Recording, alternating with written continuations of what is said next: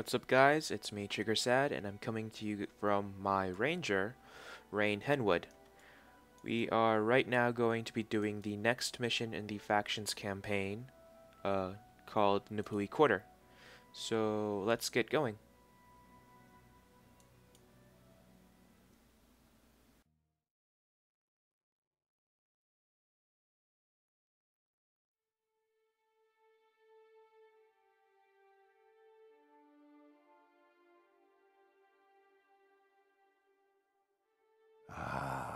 I wondered when I would be seeing you. My name is Sun. I am the Oracle of the Mists. I was sent here to... I know why you have come here. You are not the first to seek my help. You will not be the last. What The do stars in the night sky cast their light down upon the world, making physical replicas of themselves. Kai Jun Dawn, the Kirin, the embodiment of corruption, the being of pure good, turned to pure evil. Quan Sang, the turtle dragon, the eternal paradox, not one thing or another. A reminder that we will never fully understand the mists. Hai Shi, the phoenix, the representation of fiery eternity, awaiting those in the underworld. And finally, the mightiest of them all, Tamu, the dragon, a constant reminder of atrocity, pain, and anguish. You must defeat the avatars of these 4 celestial bodies if you wish to become closer to the stars. Only then will you be able to see into the spirit realm and truly fight Shiro Tagachi. But how do I... Get to the avatars.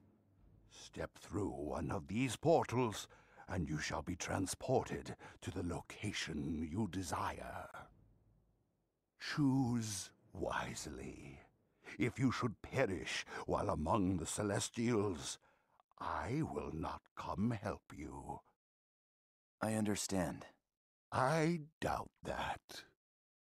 One more question. Bother me no more with this.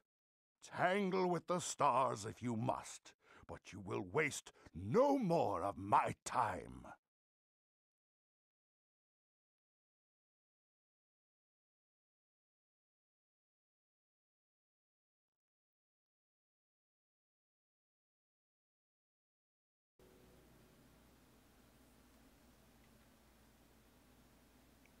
And that, my friends, was Shun, otherwise known as the original Asura.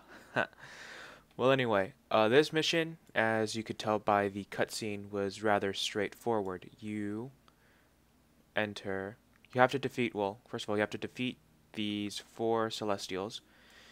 By doing the way you do so, as you can tell, seeing as we're stuck inside a giant room, is by use of teleports. Now, if Adept Nai can just hurry up and stop talking. There we go. These 4 portals will teleport you to one of 4 locations which are relatively close to the celestial bodies we will be fighting against. Now then, typically speaking, going into one of these center rooms is kind of dumb, considering you could either go in one direction and face off against one celestial and then trek back to fight the other 2, or you could just take the faster way and just like go through the edges and then just make your way through the rest of the 3 bosses we'll be fighting in this mission. Now then, typically speaking, this room right here is the room, I think, of Kai Jun. Kai Jun is a monk boss, but is a smite monk as well. In other words, he has a lot of offensive skills, his main one being Signet of Judgment, which causes knockdown. It's fine. You could deal with him, but if you're going to be using a minion master, luckily I'm not, it's going to be really hard because Kaijun will use those attacks on the minions, and undead take pretty much a crack ton of damage from smite attacks. The other one is, I think, uh, High G. Yeah, High G, the Phoenix. I wasn't really paying that much attention. Anyway, High G is a mesmer, and he will pretty much use a lot of degen skills on you. It's really up to you in which direction you want to go to and which boss you want to face up against. Personally, I'm going to be going against uh, Kaijun Don. Can't pronounce these names at all. Just because I don't have a minion master and I really don't have to worry about that sort of thing. Throughout the mission, you'll be walking through the cities as usual. But here we'll be facing off against these Star Blades and Star Sentinels. These are Tengu, and they aren't really that difficult. They can just be really annoying. They're only here just to take up your time between the fights.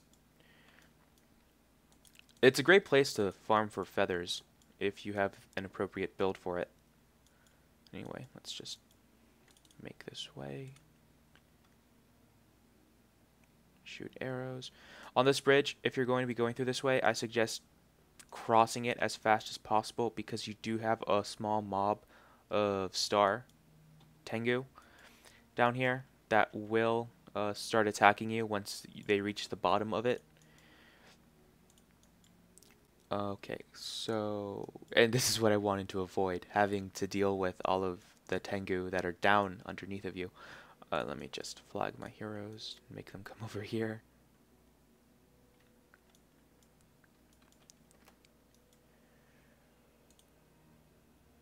Alright then.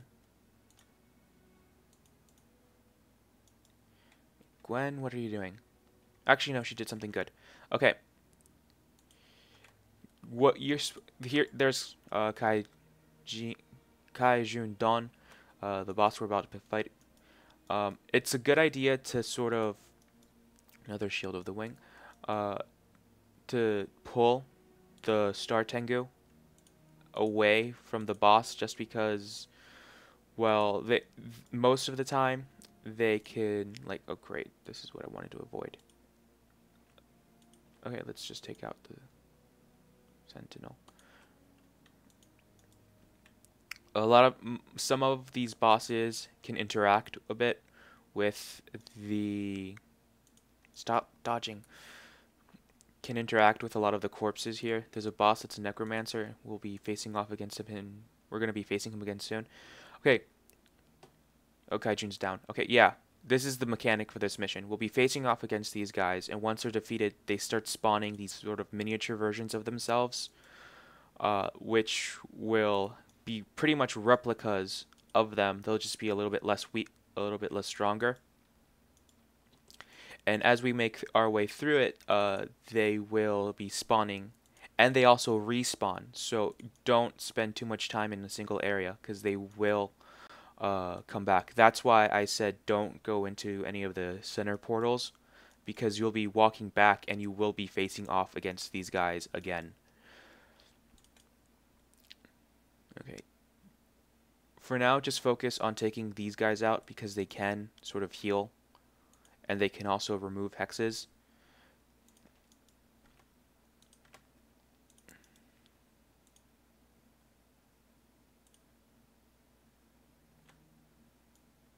Okay. And then once they're down, just take down the Tengu. Honestly, this mission, I'm going to be saying this a lot, because these missions really aren't that hard. It's just their mechanic that can sometimes hold you up. This one, we're not actually supposed to be protecting anyone. We're on our own. But because of the Sentinels and the Celestials that are going to be summoning all over the place, it can take up a good bit of time if you're in a bit of a slower party.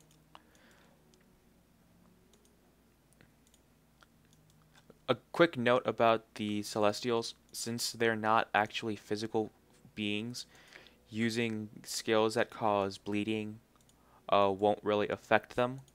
Though they can be, though you can use deep wound on them for some reason. You can't poison them, and no, yeah, I don't think you can poison or disease them or bleed them because they're not actually fleshy creatures. I'm pretty sure you can burn them, but that I haven't actually seen that happen yet, and I brought a fire elementalist that doesn't use burning skills, so we really won't be able to tell. But I'm pretty sure that you can bleed them. You just can't bleed, poison, or disease them.